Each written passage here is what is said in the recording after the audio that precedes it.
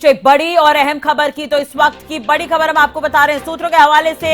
ये बड़ी खबर है, थोड़ी ही देर में बीजेपी में शामिल होंगे नवीन जिंदल।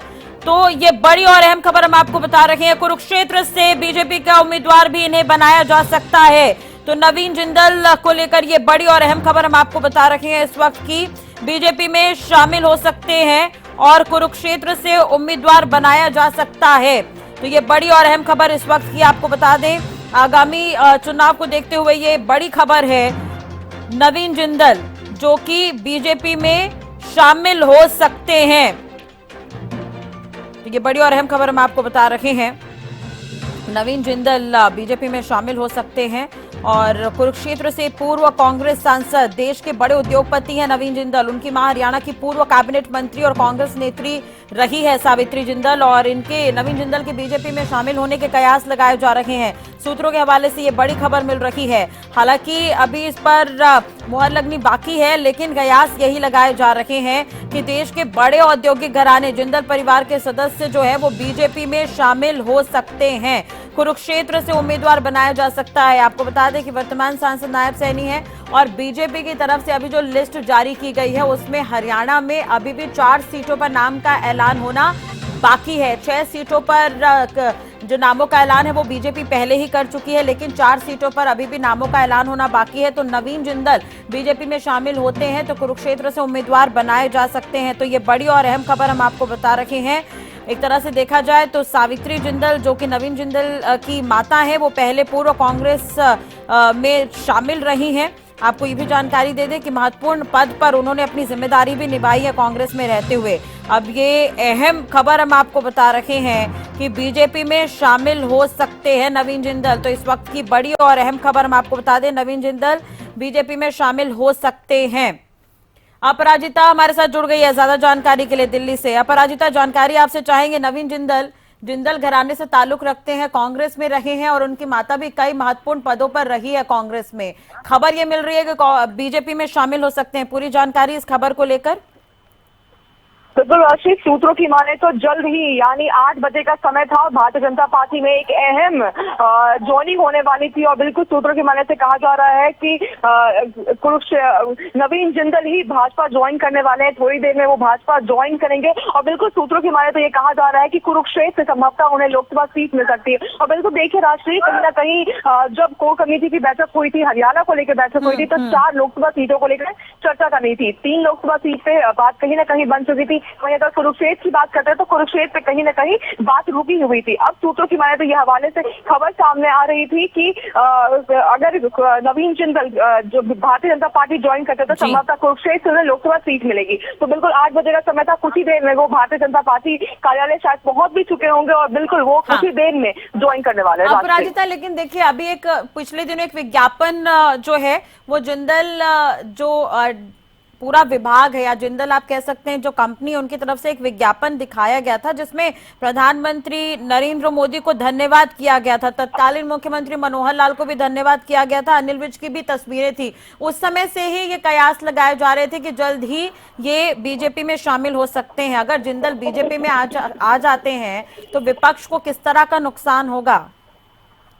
बिल्कुल राष्ट्रीय, अगर हम बात करते हैं, अगर बिल्कुल जैसे कि सूत्रों के हवाले से कई दिनों से ये खबर सामने चल रही थी कि नवीन जिंदल जल्द ही भाजपा ज्वाइन कर रहे थे। कहीं ना कहीं कयास लगाया जा रहा था कि जब पार्टी सूची भारतीय जनता पार्टी की आएगी, यानी तीसरी चुनाव समिति की जब बैठक होगी, यानी जो कल हुई थी, उससे पहले कहीं ना कहीं नवीन जिंदल भाजपा ज्वाइन कर लेंगे। हालांकि इंतजार किया जा रहा था कि ये कब करेंगे। और बिल्कुल जैसे कि जिन पोस्टरों की आपने जिक्र की, तो कहीं ना कहीं कयास लगाए जा रहे थे कि जल्द ही ज्वाइन करेंगे। और बिल्कुल वो दिन आ चुका है, नवीन जिंदल जल्द ही भाजपा ज्वाइन करने वाले हैं। और बिल्कुल कुरुक्षेत्र से वो लोकसभा वो कैंडिडेट लोकसभा सांसद रह भी चुके हैं। तो बिल्कुल कुरुक्षेत्र से ही उन्हें संभवतः वापस से उतारा जा सकता है। और बिल्कुल कांग्रेस के लिए कहीं ना कहीं एक कुरुक्षेत्र की सीट पर कहीं ना कहीं बात रहेगी कि अब किन्हें वो उतारते रहेंगे, क्योंकि आम आदमी पार्टी के उम्मीदवार को वहां पर उतारा जा चुका है। तो अब देखना होगा कि क्या कुछ रहने वाला है वहां पे। जी चलिए ठीक है। अगर देखिए अगर हम पिछले चुनाव की बात करते हैं, 19 के अगर हम इलेक्शन की बात करते हैं पराजिता, तो 10 की 10 सीटों पर बीजेपी ने कब्जा किया था और उसी रणनीति के साथ इस बार भी बीजेपी हरियाणा में कहीं ना कहीं काम कर रही। यही कारण है कि 6 सीटों पर उम्मीदवार के नाम का ऐलान हो गया है, लेकिन 4 सीटों पर अभी भी मंथन चल रहा है, जिसमें से सबसे अहम है कुरुक्षेत्र सीट भी। तो ऐसे में नवीन जिंदल अगर आज शामिल होते हैं तो कहीं ना कहीं इस पर भी मुहर लग सकती है कि वही उम्मीदवार होंगे, ऐसा हम कह सकते हैं।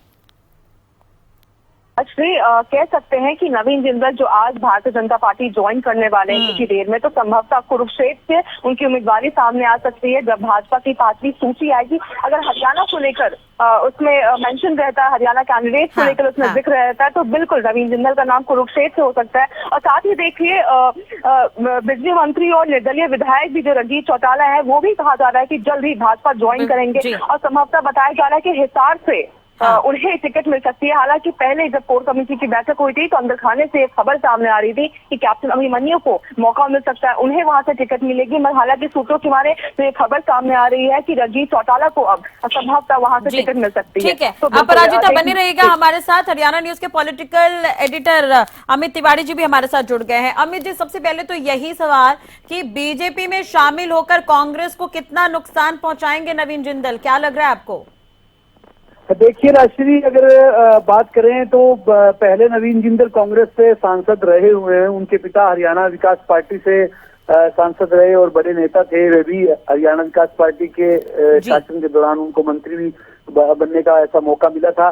और सावित्री जिंदल उनकी माताजी खुद कांग्रेस में रही थी और कांग्रेस सरकार के दौरान ही, हुड्डा सरकार के दौरान उन्हें मंत्री बनने का मौका मिला था। तो ऐसे में जब कुरुक्षेत्र की धरती पर देखिए, एक तरह से इसे चुनावी युद्ध ही है ये है, क्योंकि कुरुक्षेत्र की धरती जो है वो महाभारत युद्ध के कारण काफी दुनिया भर में फेमस है। तो ऐसे में एक नई तरह का जो चुनावी संग्राम वो यहाँ देखने को मिलेगा। देखिए कांग्रेस को निश्चित रूप से, जब उनका पुराना चेहरा है कांग्रेस का और लगातार वो उनका चुनाव जीतते भी रहे थे, लेकिन पिछले चुनावों के दौरान उन्हें यहाँ से शिकस्त भी मिली। उसके बाद अब एक तरह से नई पारी वे अपनी शुरू करने जा रहे हैं। तो देखिए कितना उसमें लोग उनको कितना रिस्पॉन्स देते हैं नई रीति नीति में ढलकर, यानी कि भारतीय जनता पार्टी की रीति नीति आचार व्यवहार में क्या नवीन जिंदल ढल पाएंगे, यह एक बड़ा सवाल है। और वे आ जाएंगे तो क्या लोग उनको बीजेपी के नाते एक्सेप्ट कर पाएंगे, यह आगे की बात है, भविष्य की। लेकिन यह जरूर है कि नवीन जिंदल के आने से भारतीय जनता पार्टी के पास अभी कोई ऐसा चेहरा नहीं है कुरुक्षेत्र में चुनाव मैदान में उतारने के लिए, इसीलिए संभवतः उन पर दबाव डाला जा रहा होगा। और वैसे भी भारतीय जनता पार्टी जितने भी जो अपने क्षेत्रों में मजबूत जो लोग थे उन्हें शामिल करवा रही है। देखिए सिरसा की बात करें तो उन्होंने सुनीता दुग्गल का टिकट काट दिया, मौजूदा सांसद थी उनका टिकट कट गया, और अशोक तंवर कांग्रेस के पूर्व प्रदेश अध्यक्ष, और उसके बाद उन्होंने अपनी राजनीतिक पारी अपना मोर्चा बनाया। उसके बाद तृणमूल कांग्रेस में चले गए और उनके यहाँ वहाँ बातें चलती रही कि इस पार्टी में जाए उस पार्टी में जाए, फिर वे कांग्रेस में आ गए, उनको यहाँ सिरसा से टिकट दे दिया। तो इसी तरह से नवीन जिंदल भी पहले कांग्रेस की अपनी राजनीति करते रहे हैं और ऐसे में उन्हें भारतीय जनता पार्टी अगर शामिल करती तो निश्चित रूप से वे टिकट के लिए आ रहे होंगे और भाजपा उन्हें टिकट देकर यहाँ चुनाव मैदान में उतारेगी। वहां से पहले ही INDA गठबंधन के उम्मीदवार है आम आदमी पार्टी के सुशील गुप्ता और साथ साथ अजय सिंह चौटाला वहाँ इनेलो की ओर से ताल ठोके हुए हैं। तो देखने वाली बात है कि यहाँ त्रिकोणीय मुकाबला किस प्रकार से बनाने में नवीन जिंदल कामयाब होते हैं। चलिए, लेकिन अगर अमित जी हम चेहरों की बात करते हैं तो 9 विधानसभा क्षेत्र हैं कुरुक्षेत्र के अंतर्गत। अगर हम चेहरों की बात करें तो भले ही अभी ठीक है वो अगर शामिल होते हैं तो भी ठीक है, अगर हम चेहरों पर जाएं तो नवीन जिंदल पहली पसंद रहे हैं कुरुक्षेत्र में, उनके बाद नायब सिंह सैनी का नंबर आता है, फिर पवन सैनी भी यहाँ पर कहीं ना कहीं अपनी उपस्थिति दर्ज कराते हैं। तो उस लिहाज से क्या कांग्रेस को आप बड़ा झटका मान रहे हैं अगर ये बीजेपी में आ गए तो? देखिए निश्चित रूप से कोई भी नेता जब पार्टी छोड़कर जाता है और खासतौर पर नवीन जिंदल का कद तो कांग्रेस में बड़ा ही था, इसमें कोई दो राय नहीं है। वे सांसद रहे हैं और एक तरह से संघर्षशील और ऐसे युवा नेता के रूप में उनकी छवि थी जो काफी एक उद्योग जगत में भी उनका एक बड़ा नाम है। तो ऐसे में निश्चित रूप से कांग्रेस को झटका तो लगेगा ही। और जैसा कि आपने कहा कि चेहरों के मामले में जब बात आई तो सबसे ज्यादा उन्हें पसंद किया गया, तो निश्चित रूप से नवीन जिंदल को पसंद किया जाएगा। नायब सैनी मौजूदा सांसद हैं कुरुक्षेत्र के, और वे अब विधानसभा क्षेत्र करनाल से चुनाव मैदान में उपचुनाव में उतर रहे हैं। तो निश्चित रूप से बड़ा चेहरा नवीन जिंदल के आने से भारतीय जनता पार्टी को तो फायदा मिलेगा ही, क्योंकि कांग्रेस को एक बड़ा झटका देते हुए वो आएंगे। सुशील गुप्ता के रूप में INDA गठबंधन ने अपना उम्मीदवार उतारा है। हालांकि सुशील गुप्ता ने आते ही तमाम धड़े जो है कांग्रेस के, चाहे SR के ग्रुप की बात करें या हुड्डा की बात करें, उनके साथ मेल मिलाप किया और दिखाने की कोशिश की कि वे सभी को संतुष्ट कर रहे हैं। तो निश्चित रूप से उनकी जो अभियान है उसको ठेस पहले ही अरविंद केजरीवाल के जेल जाने से लग चुकी है, और ऐसे में अब नवीन जिंदल भी अगर कांग्रेस छोड़कर भाजपा में आते हैं। हालांकि एक और भी बात राजनीति में मैं कहना चाहूंगा कि नवीन जिंदल निश्चित रूप से आ रहे हैं, लेकिन इन लंबे समय से वे कोई कांग्रेस की राजनीति की चुस्की फुर्ती से नहीं कर रहे थे, वे सक्रिय नहीं थे कांग्रेस की राजनीति में। यह बात जरूर है, पिछले कई सालों से अगर देखें, पिछली बार भी उनकी चर्चा चली कि वे नवीन जिंदल कांग्रेस छोड़कर भाजपा में आ रही हैं, उस समय वे नहीं आए थे। तो शायद अब भाजपा ने उन्हें मना लिया होगा, क्योंकि यह जो आज चर्चा नहीं चली है, ये कई दिनों से चल रही है। अब ऐन चुनाव के मौके पर भाजपा भी चाहती है कि कोई बचा खुचा नेता कहीं है और वो अपना वर्चस्व रखता है राजनीति में या कांग्रेस में, बड़ा कद रहा है उसका, तो वो उन्हें शामिल करवा ले। तो इसी कोशिश में शायद अब बीजेपी कामयाब होती जहाँ लग रही है। चलिए, जैसा कि आपने जिक्र किया 2019 में अगर हम बात करें कि एक्टिव तो नहीं रहे हैं ये राजनीति में, बिल्कुल ठीक कह रहे हैं आप, क्योंकि चुनाव के बिल्कुल ऐन वक्त पहले इन्होंने चुनाव लड़ने से मना कर दिया था। लेकिन अमित जी, यहाँ पर गौर करने वाली बात ये भी है कि आप देखिए नवीन जिंदल की जो पत्नी है शालू जिंदल, उनका नाम भी काफी सुर्खियों में रहा है, और ये कहा जा रहा था कि पूरा परिवार बीजेपी में शामिल हो जाएगा तो उन्हें भी टिकट मिल सकता है। फिर नवीन जिंदल का नाम भी अब सामने आ रहा है, उनकी माता खुद पहले कांग्रेस में रही हैं, वो भी यहाँ पर अगर शामिल हो जाती हैं तो ये कहीं ना कहीं बड़ा झटका ही है। लेकिन चुनावी समीकरण क्या होंगे, क्योंकि जातिगत समीकरण काफी हावी रहते हैं हरियाणा में, तो उस लिहाज से अगर हम कुरुक्षेत्र की ही बात करते हैं तो ये किस तरह का समीकरण यहाँ पर देखने को मिलेगा? देखिए, निश्चित रूप से यहाँ जो बीजेपी का पहली बार कमल अगर खिलने की बात आई तो उस समय राजकुमार सैनी चुनाव मैदान में उतरे थे और वे चुनाव जीते भी, और उसके बाद नायब सिंह सैनी आए, उन्होंने भी दमदार तरीके से चुनाव लड़ा और चुनाव जीते। तो निश्चित रूप से जातीय समीकरण वहां पर जो अगर OBC का फैक्टर बड़ा काम करता है। देखिए, 2 बार की अगर आप बात करें तो राजकुमार सैनी जीते, नायब सिंह सैनी जीते, उससे पहले कैलाशो सैनी जीत रही थी, चुनाव मैदान में उतरी थी नैलो की ओर से, और उन्होंने भी काफी संघर्ष किया था, कांग्रेस में आई। और अब देखिए, अगर नवीन जिंदल आते हैं तो उनका एक बड़ा कद है और पहले से भी सांसद रहे हुए हैं, इस क्षेत्र का प्रतिनिधित्व कर चुके हैं, और उनकी पत्नी आती है तो निश्चित रूप से अगर वे चुनावी राजनीति में अब ना अपनी भूमिका अदा करना चाहते हैं तो वो अपनी पत्नी को आगे कर सकते हैं। और एक और भी बात है, जब कोयला जब कई बार जो मामला उठा था उसमें कोलगेट घोटाला की बात आई थी, उस समय नवीन जिंदल का नाम भी आया था। उस समय एक जो कोई चैनल के पत्रकार के साथ उनके लेन देन का वीडियो भी कोई इस तरह का सामने आया था, जिसमें काफी चर्चा रही थी और गरमाया रहा था माहौल। तो ऐसे में हो सकता है वे खुद को सक्रिय राजनीति से अलग रखना चाहते हो और पत्नी को आगे करते हैं। ये माता भी उनकी सक्रिय राजनीति में रही है, मंत्री, जैसे मैंने पहले कहा सावित्री जिंदल हिसार से हार गई थी। तो निश्चित रूप से अब युवा पीढ़ी को देने का मौका है, तो शालू जिंदल को ही अगर परिवार में से किसी को आगे करने की बात आएगी तो निश्चित रूप से नवीन जिंदल के बाद शालू जिंदल चुनाव लड़ सकती है। और जातीय समीकरण के लिहाज से निश्चित रूप से जब देखिए जब सुशील गुप्ता को उतारा गया तो निश्चित रूप से नवीन जिंदल भी एक बड़ी भूमिका वहाँ भारतीय जनता पार्टी के लिए अदा कर सकते हैं, इसमें कोई दो राय नहीं है। लेकिन मुकाबला जरूर इसमें अपडेट भी आ गया है कि अब उन्होंने पार्टी से इस्तीफा दे दिया है कांग्रेस से। आप यही चर्चा कर रहे थे कि काफी समय से वो एक्टिव नहीं थे, दूरी उन्होंने बना ली थी, तो इस्तीफा भी वो जल्द ही दे देंगे। तो अपडेट ये है कि उन्होंने इस्तीफा दे दिया है। अमित जी, आगे भी हम इस पर बातचीत करेंगे, बने रहिएगा हमारे साथ। अपराजिता, आप भी बने रहिएगा। राजेंद्र जादौन जी वरिष्ठ पत्रकार हमारे साथ जुड़ गए हैं। राजेंद्र जी, किस तरह से देख रहे हैं आप, नवीन जिंदल बीजेपी में शामिल हो सकते हैं? कांग्रेस से इस्तीफा दे दिया है उन्होंने।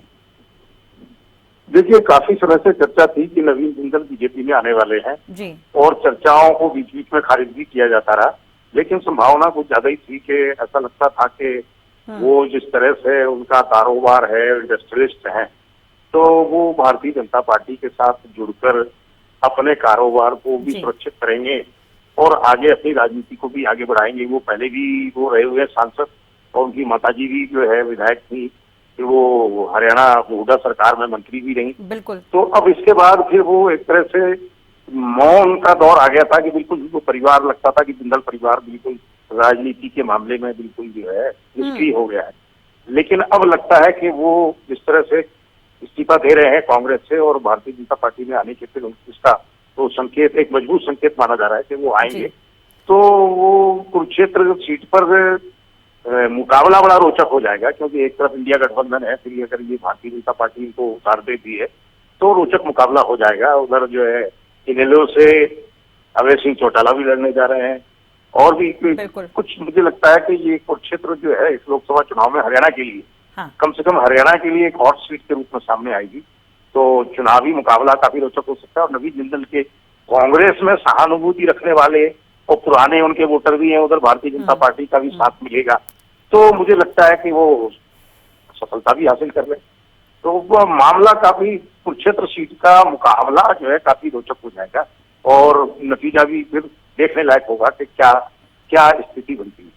बिल्कुल, राजेंद्र जी बने रहेगा हमारे साथ। अपराजिता भी हमारे साथ लगातार बनी हुई है। अपराजिता, एक अपडेट आपसे चाहेंगे कि ठीक है इन्होंने इस्तीफा दे दिया है नवीन जिंदल ने, उनकी माता के बारे में कोई जानकारी, क्या वो भी शामिल हो रही है बीजेपी में, और पत्नी को लेकर भी क्या कोई अपडेट? चलिए दोबारा अपराजिता से जुड़ने की कोशिश करेंगे, बातचीत करेंगे। अमित जी, लेकिन यहाँ पर एक सवाल ये उठता है, अगर हम ओवरऑल बात करें कांग्रेस की, तो देखिए मध्य प्रदेश में कमलनाथ को लेकर भी कई तरह के सवाल उठे थे। उनके दोनों बेटे उद्योगपति हैं और बिल्डर से जुड़े हुए हैं, छिंदवाड़ा में अच्छा वर्चस्व है उनका, लेकिन खबरें बार बार आ रही थी कि कहीं ना कहीं यहाँ पर भी फेरबदल हो सकता है। राजस्थान में भी आपने देखा चुनाव से पहले काफी झटका कांग्रेस को लगा है, अब हरियाणा में भी इस तरह की तस्वीरें सामने आ रही है। कांग्रेस कहां पर पीछे छूट जाती है, क्यों नहीं वो बचा पा रही है जो उनके बड़े चेहरे हैं उन्हें? देखिए राजश्री, आपका सवाल बड़ा जायज है और वर्तमान राजनीति के हिसाब से देखिए ऐसा ही सवाल न केवल मीडिया में बल्कि सियासी लोगों के बीच में भी और आम लोगों के बीच में भी। तो देखिए जब चीजें कमजोर हो जाती हैं, ऐसा एक जो कहावत कही जाती है कि जब जहाज डूबता है तो सबसे पहले चूहे उतर के भागते हैं। तो ऐसे में देखिए, मैं चूहा तो नहीं कहूंगा किसी राजनीतिज्ञ को, किसी बड़े नेता को, लेकिन यह जरूर है कि कांग्रेस का जहाज जो है वो कमजोर होता चला जा रहा है। और देखिए पहले 10 पूर्व मुख्यमंत्री जो कभी किसी राज्यों में देखिए चेहरा हुआ करते थे कांग्रेस का, वो छोड़कर चले गए। आपने कमलनाथ का जिक्र किया, छिंदवाड़ा से इतने लंबे समय से उन्हें इंदिरा गांधी का दूसरा बेटा कहा जाता था, या तीसरा बेटा, माफ कीजिएगा, तीसरा बेटा उन्हें कहा जाता था। तो ऐसे में उनकी एक बड़ी छवि थी और पिछले दिनों उनकी बिल्कुल ऐसा हो गया था कि वे भाजपा में शामिल हो रहे हैं, लेकिन अहम मौके वो नहीं शामिल हुए। उस समय में ऐसा कहा गया कि मध्य प्रदेश के जो नेता हैं वे ही उनका विरोध कर रहे हैं, चाहे कैलाश विजयवर्गीय की बात करें या दूसरे नेताओं की बात करें। तो ऐसा विरोध उनका हुआ जिस वजह से भाजपा को लगा कि यह सीट जो है वो नहीं, अपने भूल जाइए, कमलनाथ जी हमारे साथ शामिल नहीं होंगे और नहीं उनको होने देना चाहिए, क्योंकि भाजपा के दूसरे नेता जो है वो नाराज हो सकते हैं। ऐसा लगा होगा, महसूस हुआ होगा, तो निश्चित रूप से या कोई और भी कारण रहे होंगे। तो ऐसे में कई नेता देखिए देश भर में जो भगदड़ मची है वो निश्चित रूप से कांग्रेस में ज्यादा मची और कांग्रेस के लोग ज्यादा छोड़कर जा रहे हैं, इसमें कोई दो राय नहीं है। बड़े बड़े नेता चले गए, जैसे मैंने जिक्र किया 9-10 पूर्व मुख्यमंत्री कांग्रेस को छोड़कर चले गए। तो ऐसे में अब हरियाणा में भी इसी तरह की हालात है। देखिए भाजपा का जो नारा है, एक तो पहले ही वो मनोवैज्ञानिक दबाव डाल रहा है तमाम विरोधियों पर, 370 तो भाजपा पर और 400 पर एनडीए। देखने वाली बात होगी वो नारा कितना कारगर रहता है, लेकिन मनोवैज्ञानिक तौर पर वो दबाव तो डाल ही रहा है तमाम विपक्षी नेताओं पर। और ऐसे में जो बड़े बड़े चेहरे थे जिन्हें हो सकता है कांग्रेस